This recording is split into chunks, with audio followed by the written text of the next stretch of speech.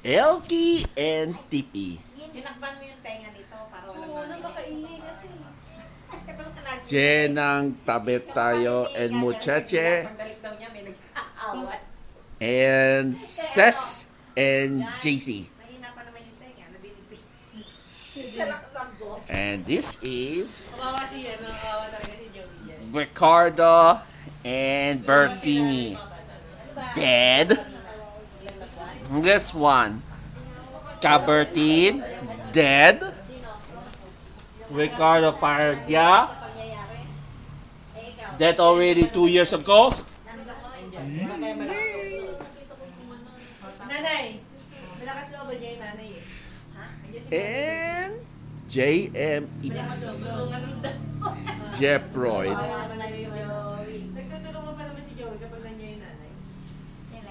Nandiyan yung Kakampi. Siyempre, anak niya yun eh. Kakampihan niya yung anak niya. Ako naman, hindi ako kalakampi sa anak. Bakit ikaw ka nang pinaka kanina ka? Hindi ako kumakampi.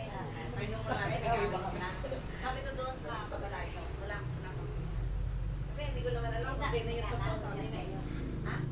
Kaya kapag Minsan, nung sa time telephone. na inaway-away nila si Joey, wala sila narinig sa amin.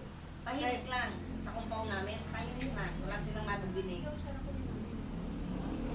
Tahimik kami. Kami, yun sa compound, tahimik. Tapos yung mga pinsan niya, yung mga post niya, wala, hindi siya pinapansin.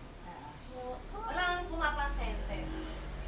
Like, sinasaktan niya si battered husband. Iba, nag- Ay, nadidinig mo.